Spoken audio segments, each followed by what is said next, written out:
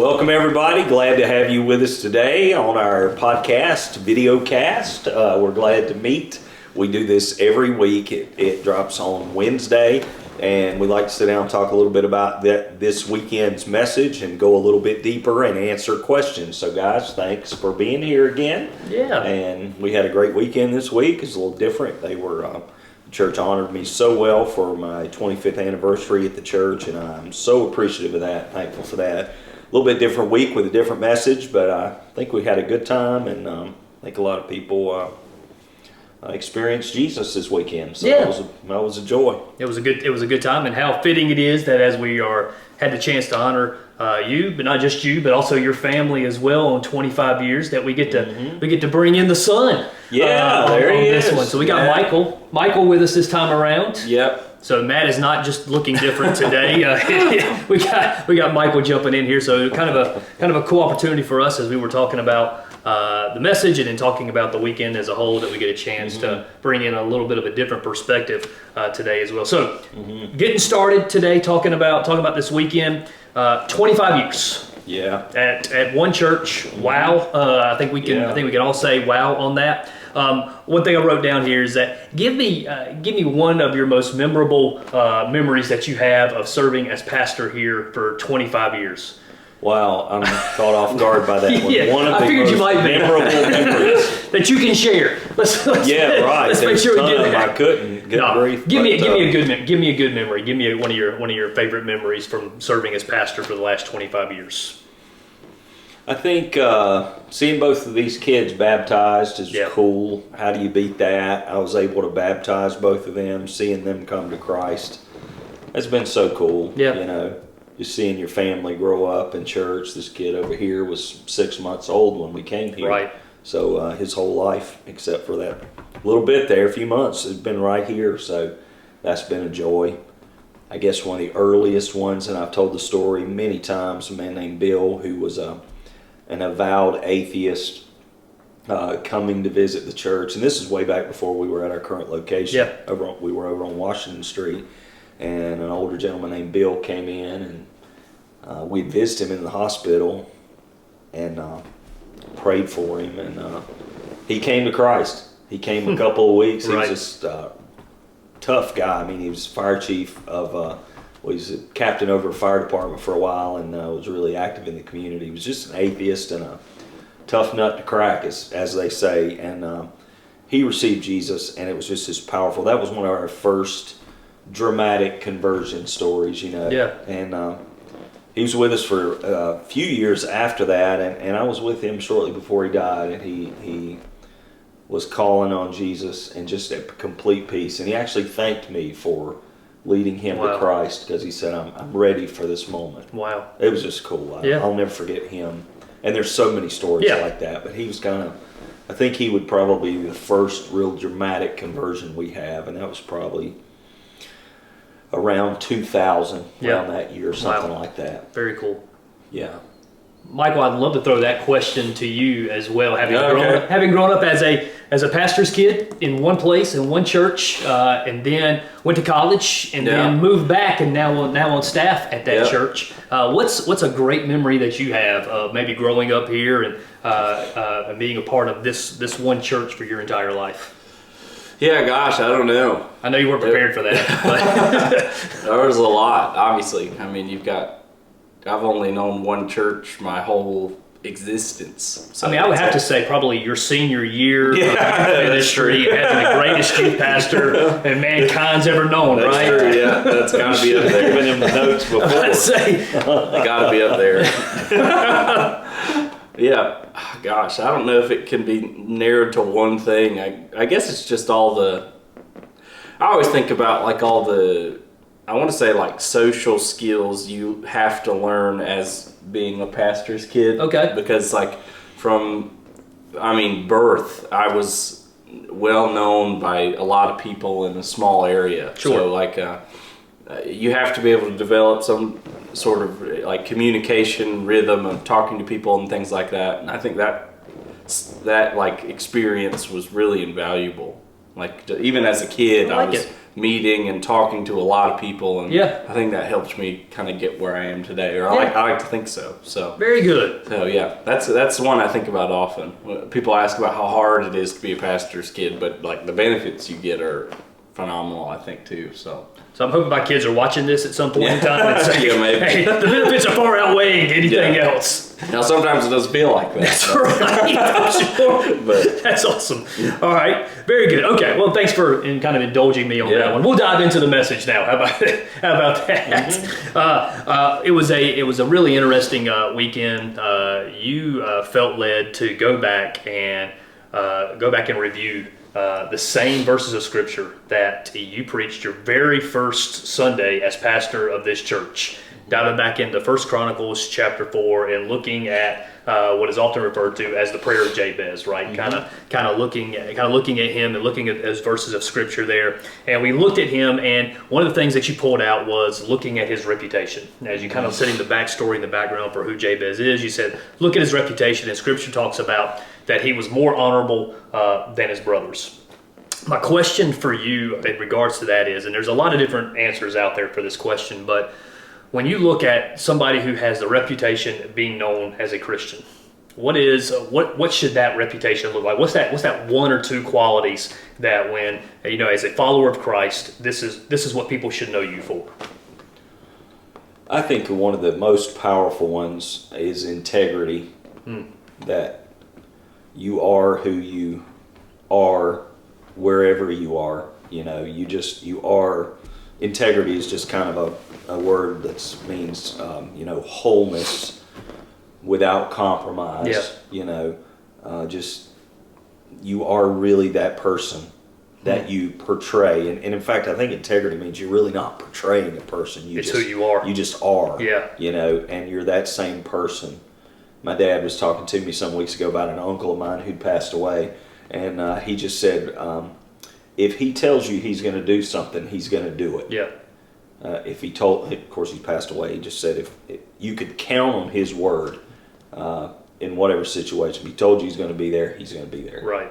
That kind of thing. I think the world's looking for that. Yeah. And I think nobody's perfect, and I don't think anybody lives up to their ideals 100% of the time. I know that's not true. Sure. Anybody, but if we're just real, I think there's something about just being real. So many Christians they think they have this, and it's so easy to fall into this. They think they have this image they have to portray, this bold face or this rock solid faith in every situation, and it becomes more of an act than it's reality.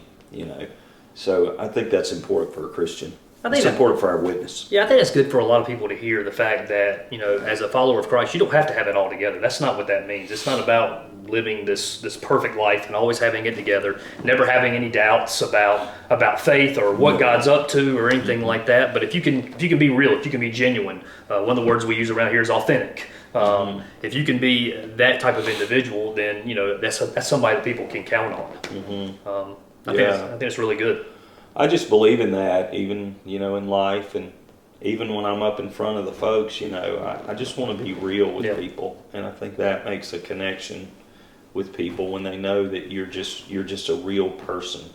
I never did like to go to a place and sit there and listen to somebody who was so far above me or portrayed themselves as that. I never could connect with that, and so I want to give people that. I want to give them that idea that I'm listening to a real person up there who struggles, who's on this journey as I am, who needs Jesus as much as I do. I've heard a number of people that when they describe your communication style from the platform, that they one of the ways that they describe it is that I feel like he's talking to me. I feel like we're having a conversation. He talks on my level, kind of deal. And so I think it comes back to this idea of being real, not feeling like you got to put on and act while you're up there on the platform.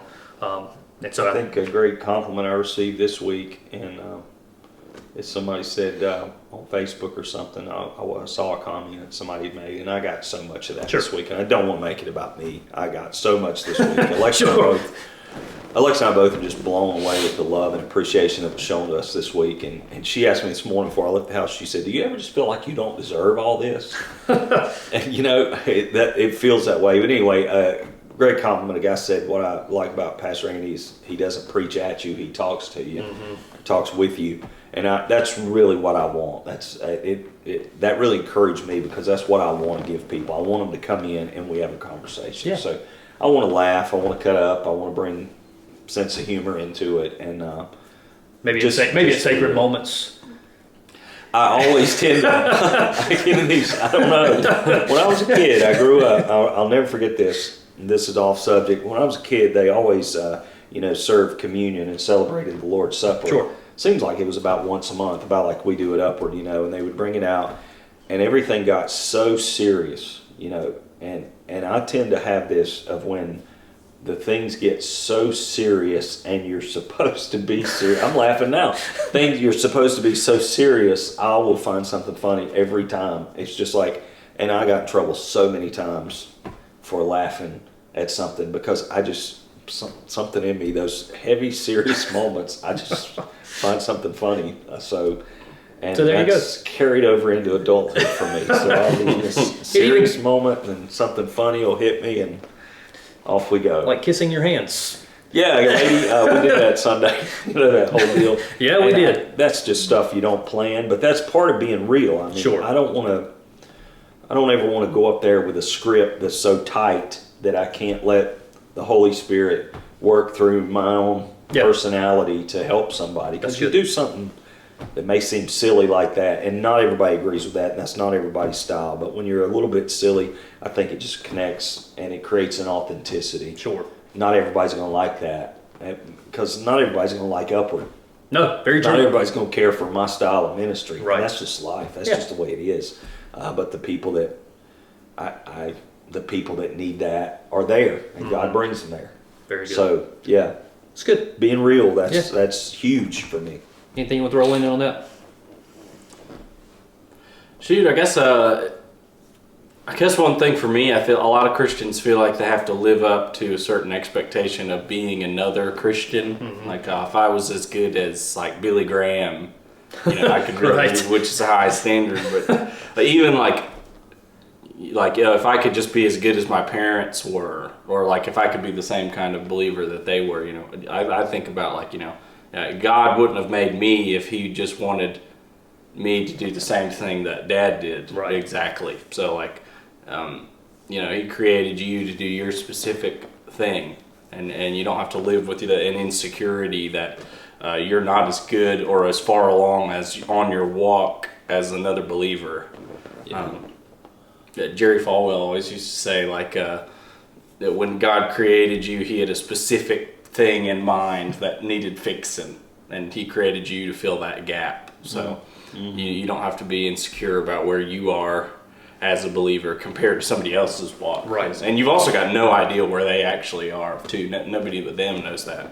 But that's a lot of things that as Christians I feel like I see. It's like the kind of being envious of where other people are in their walk. And you don't have to be that. Very good. It's really good. And that kind of rolls into the next thing you told us to look at when it came to Jabez was to look at his name. And talked about how in the Old Testament that oftentimes people were named out of an experience. And if it was a good experience, great. But oftentimes in that moment of childbirth, there was some pain that was attached to that as well. And so individuals would carry around a name that in a way had a significance of pain or hurt attached to it as well. But there was a statement that you made that talked about one of the lessons. You talked about one of the lessons that you tried to instill into Upward for the last 25 years. What was that statement that you made? He said I can't quote it exactly. Yeah, no. It's Monday morning. But it was... It's Wednesday night for you guys that are watching right now.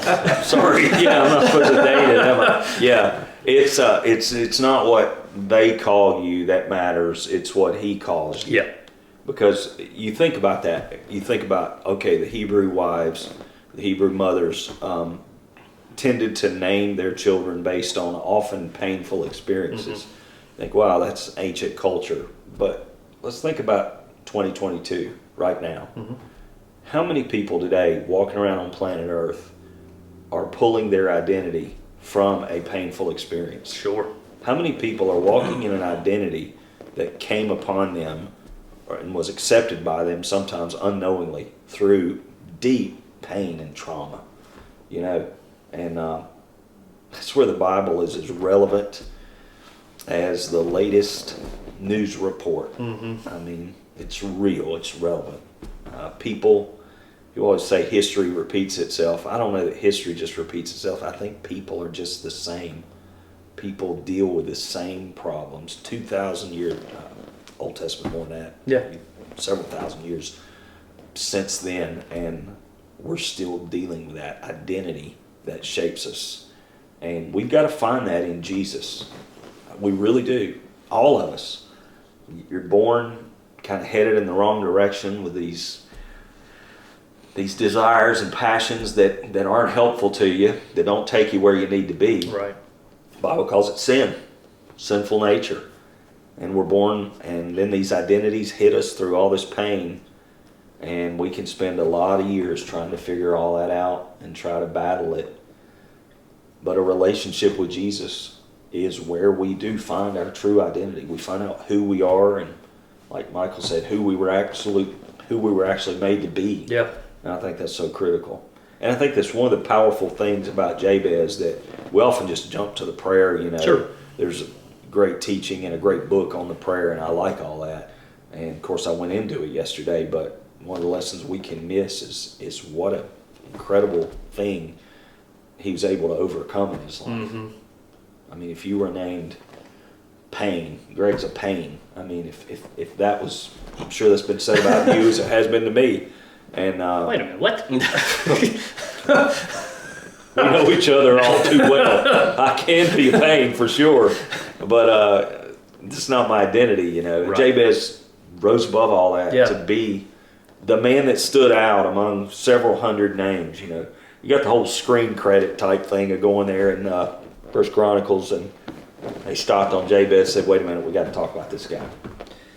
You know, I think, especially society, culture, we talk a lot about trying to overcome painful experiences, whether that be, you know, going through a program or going through a system, or, you know, naming whatever that hurt was. And I think a lot of that stuff is helpful, but it doesn't do the full gamut of healing. It doesn't help you to change your identity without the relationship with Christ. Oftentimes I find that's what we're missing, is being able to not just discover where the pain came from and being able to heal and move on from it, but allowing Christ to change our identity, or to reveal to us who our identity was actually supposed to be.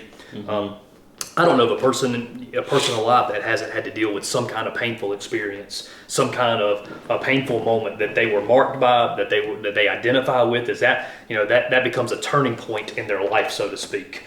Maybe it was something that you chose, maybe it was something that was chosen for you or done to you. But without that moment with Christ, without allowing Him to step in, I don't know that any of us actually completely heal from it. You hear the word a lot now. I identify as, you know, and it's a word that's just all about in our culture today. You hear it everywhere you go, and it's like people get to choose their identity from a number of things. And I know it's controversial, you know, but people identify as this or that or the other. That's a powerful statement to say, I identify as. Sure. It becomes the driving thing in your whole life, you know. And we have to figure out our identity in Jesus Christ. Figure out is probably not the best word. We have an identity given to us by God. I believe that. Yeah. Now, not everybody would. Everybody, I mean, the culture today seems to, it does say you choose your own identity. Right. You know. And there's a lot of things about identity that I don't get to choose. You know, Right. There's things I would like to just shape for myself and make like it wants to be, but, you know, there are things about identity I don't get to choose. But what I've discovered, and I think so many could discover, is that when you discover your identity in Jesus, it's so perfect. You were made for it, you know. It's good. And you live in it. And I'm at a point in my life now. It's so fun to be at the point. It's not always easy, but it's fun to be at the point that I know that what I'm doing right now, I was created to do. Yeah. I was created. I was put on this earth to be a lot of things, you know, to be a child of God, to be my wife's husband, to be his dad and his sister's dad, you know, to do that and to lead upward. I was put on this earth for it. And there's nothing quite as liberating and freeing as knowing you're walking in the identity you were called to walk in. Does not mean I'm perfect, does not mean I don't stumble and stray from that. But it's, from my vantage point, I'm 54, been doing this role for 25 years, been pastoring 28 years. And I look back on it and I say, yeah, this is why I was put here. And that's a good feeling. You just said something, and it's really important. I want to highlight it, and then Mike, I want to go to you. You said this. There is freedom in knowing who you were created to be. Don't miss that right there. We spend a lot of time trying to search and discover who we are. There's a lot of research that goes in trying to discover where we came from. What makes you tick. There is freedom in knowing who God created you to be.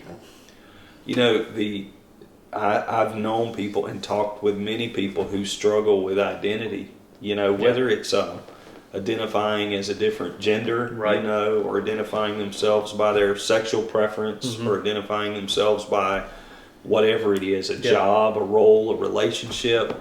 And those struggles are very real for people. Oh, absolutely. They're not imagined. They're not something political. These struggles are very real for people. And our word to them is not to call them names or point fingers in their face and be unkind to them at all. There's a lot of that going out there among people who call themselves to be Christians.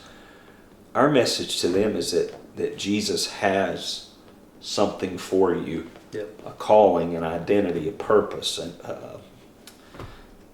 I'm at a loss for words of how to put it perfectly, but Jesus has a place for you and an identity for you that is the greatest thing you'll ever find. That's good. It's not the same for all of us, you know. Right. It's not exactly, we don't all strive to be each other. We strive to be who He is, who He wants us to be, you know.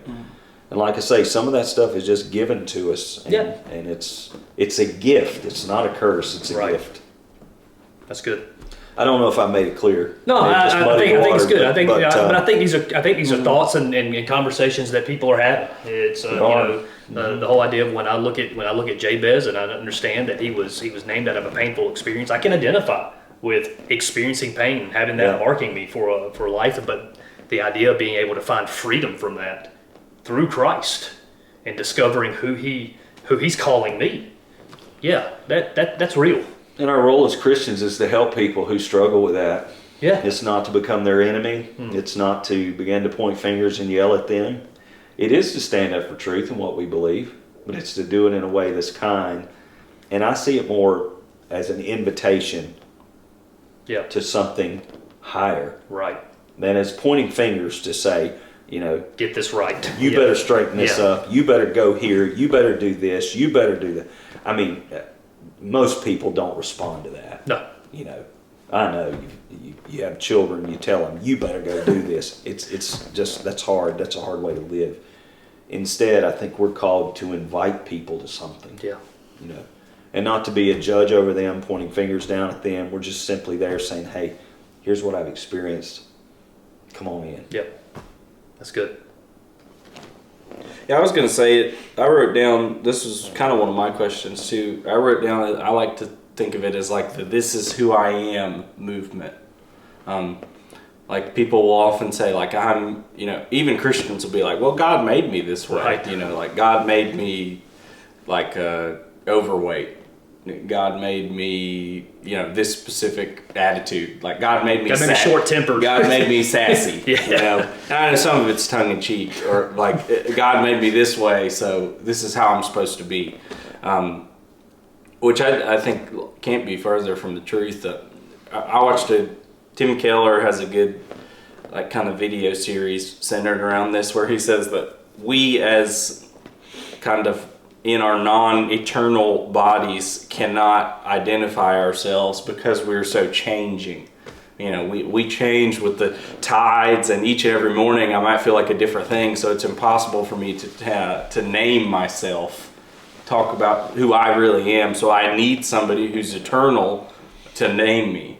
And I actually think it's funny. I think people do actually want this without knowing it. Like, I think people will let the month of the year they were born and the star sign tell them how they're supposed to act. You know, like, you know, I'm a Leo, so I'm this way. So that tells me that people are actually really striving for that. Like I think they sense that in themselves. That's like, man, I feel like a new flavor of the week every week. Like one day I feel like this, one day I feel like this. It must be because I'm a Leo, you know, or whatever they all are. I don't know them all, but like they want that desire for some, and I mean they're even looking up. So it's like they want something to name them and give them an identity, which is exactly what Jesus is offering in your walk. So yeah, I think that's the appropriate response to those, like, this is who I am. And you said it too, like, it's powerful just saying to this thing, like, you know, I was born, I have anxiety, or I have depression. You know, and those things are real, but people get stuck in just saying, like, that's just who I am, you know, I'm a worrier, you know. Well, God's calling you not to be a worrier. And that can be a little harsh, and, you know, we have to be loving and careful towards those people, but if every desire I was born with was how God made me to be, I would be a monster, you know? Yeah. Like I'm greedy, you know, things like that. I think that whole, if it's, and I'm not following that movement too much, that this is who I am, if it's, is that just like a hashtag going around now? Or no, I just made that up. You just made that up. It's just in general. Well, people just generally say that. speaking. People would just say, it's well, excusing stumbles and things, and saying, well, that's just how God made it. Yeah, it's like you're short-tempered. God made me that way. God made us. God made originally Adam and Eve without that. Yeah. And that's what's called a sin nature that we inherited from Adam, and we've certainly participated in. So I don't think you can settle. One of the things I get tired of, and this is just me, I get really tired of hearing about Enneagram over and over and over. I listen to some leadership stuff and some podcasts on leadership, and I just get so tired of hearing people say, well, I'm a 3, and this is why I'm this. And I don't want to discard all that, because there's some powerful insight you can get from that type of thing, from personality tests and all that. I'm not saying Enneagram or any of the other Myers-Briggs or anything else is bad. I think there is some value to knowing your disposition and your patterns of behavior, if that's the right word for it. But I do think there is a danger in all that of just settling and saying, well, I'm an 8 and the 8s are just that way, so you just got to deal with it. Right. You know, I think there is a real danger in those tests from finding your identity in that. And I think even those tests, people hungered for that. You know, people just hunger. They'll pay tons of money just to get tested, to tell them who they are. You know, there's certain things that can only be found in Jesus Christ. And whether you know it or not, you're searching for Jesus. And you can never get away from searching for Jesus. He's ultimately what you're looking for and I'm looking for. And no matter what we try and where we go, we're going to be searching for Jesus. You see it all the time in things like this. You see it for people who don't find community in the church. You know, people who don't find their community in the church, you'll see them. They'll find their community in something else. They'll search for it. Just a couple examples. I think that's good. Really good. We looked at Jabez, looked at his reputation. Keep us on track, brother. Looked at his reputation, looked at his name, but then we also looked at his prayer. Yeah. And there was a lot that was in there, but you really focused on 2 parts of it. Uh-huh. It was the bless me and then enlarge my territory. Yeah. The bless me part of it was one of those moments in our services, was another one of those moments where it really felt like God was speaking to people and God was doing some changing. Why do you think it's so hard for us as Christians, as followers of Christ, to get a hold of that statement and willingly say, God, I want you to bless me? I think we've built, probably in my lifetime, I've seen almost a theology of suffering and sacrifice, which has a place for sure. Sure. We talk about the suffering Christ, and he certainly was, and how he gave his life, and we've almost thought that is to be the normal Christian life, that we don't think about us, we don't think about being blessed, we don't think about any of that stuff at all. We portray everybody in the Bible as broke and poor and having nothing, which is not true. Mm-hmm.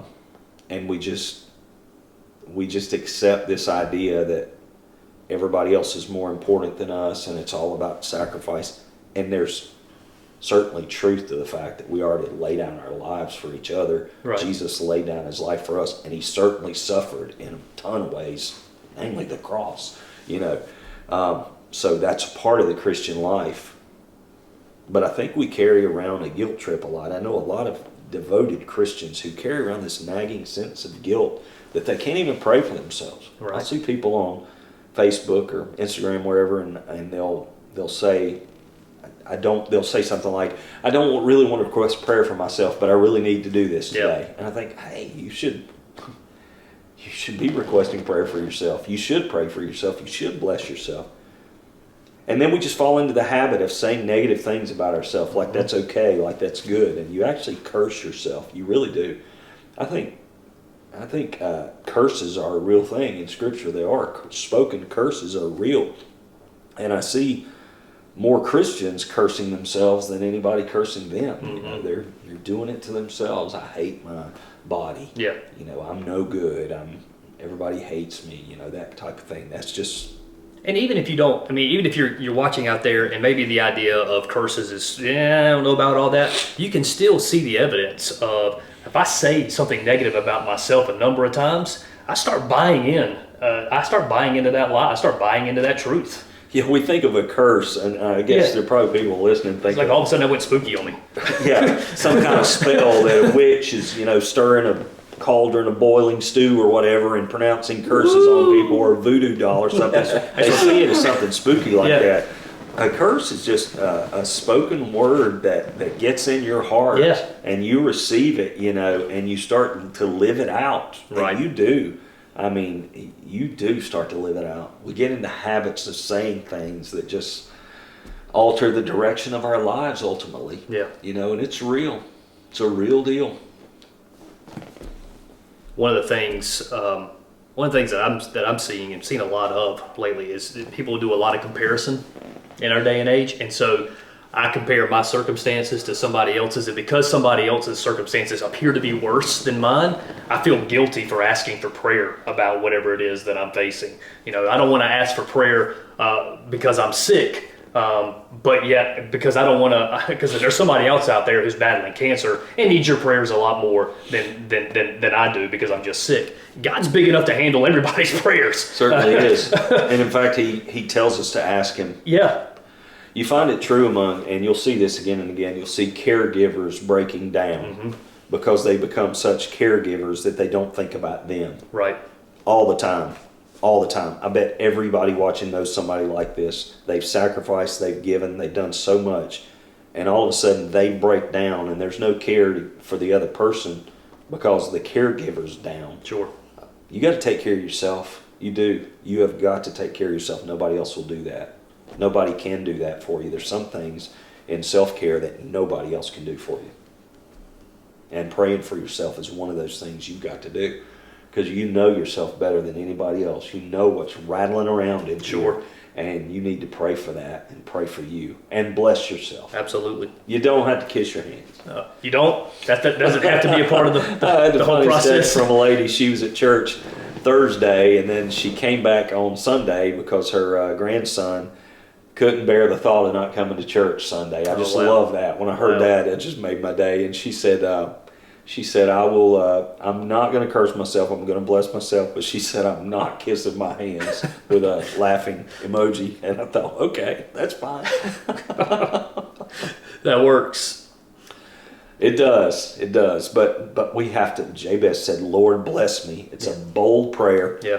But God did it. And it was so important back in 1997 when we started.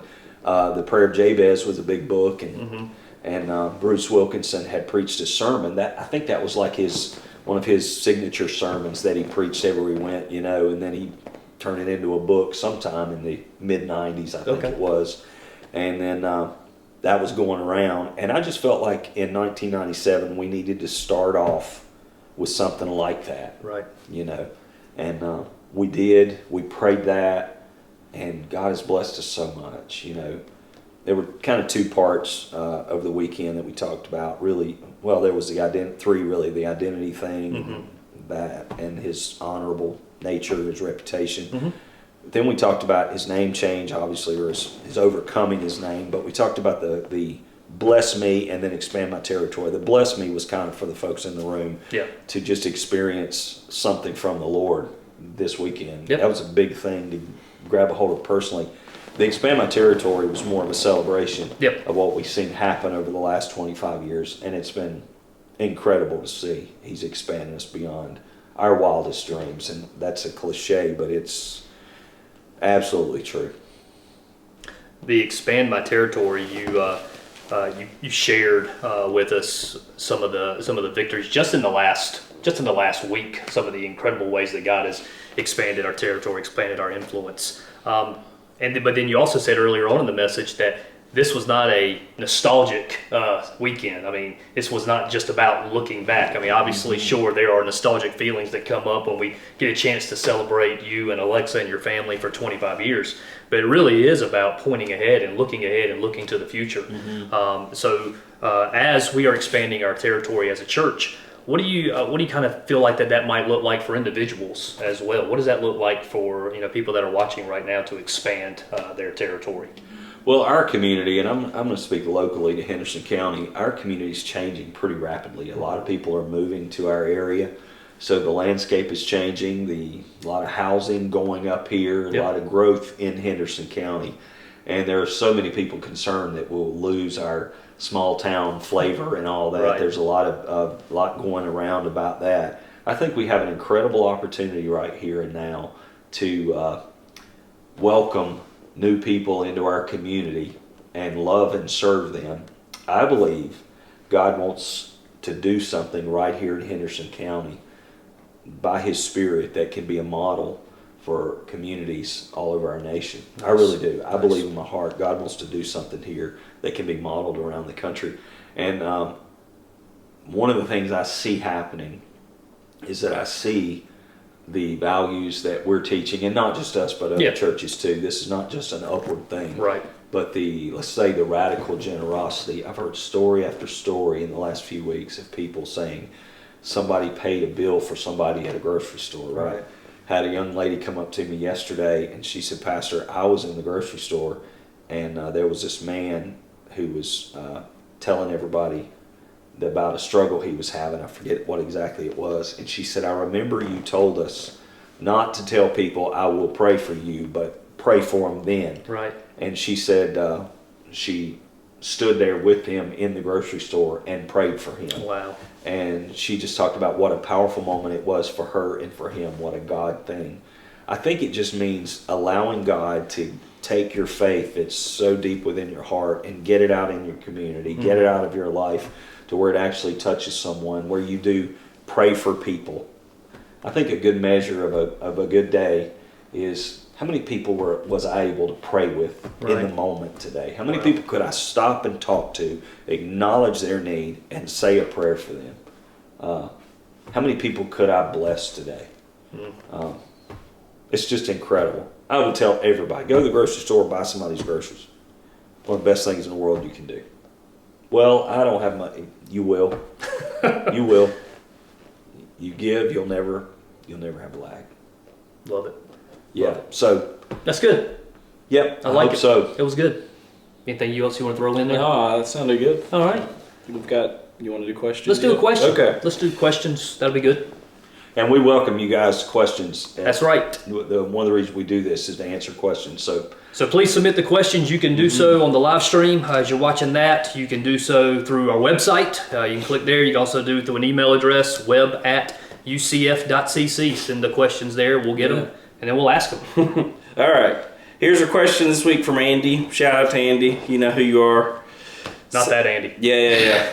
It's outside of the obvious. Not What for did him. Pastor Andy adjust in his message today compared to the first time he delivered it, Ooh. and why? One more time.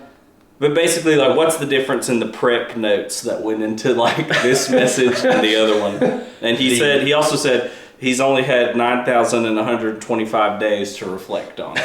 So that's how many days you're wondering. I'm gonna try to figure out who that is.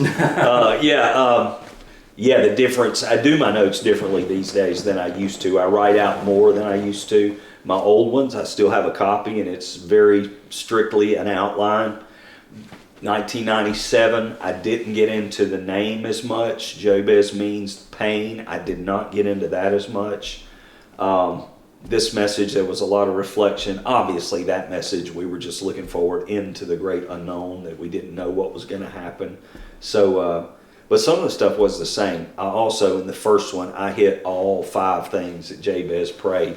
And if there's one thing I've learned in 25 years, and I think the culture's changed in 25 years, is 1 or 2 points are much better than 6.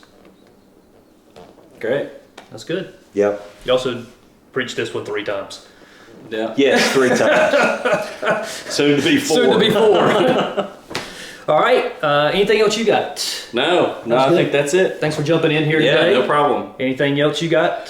Love it. Love you guys. Love the folks. Thanks for watching and being part of it. It's That's a right. joy to lead it. Hey, next week we will be back with jumping back into Peace on Earth. So if you got questions about that message or about peace in general, make sure you submit them in, and we will get to them next week for the conclusion of Peace on Earth. Yep, it will.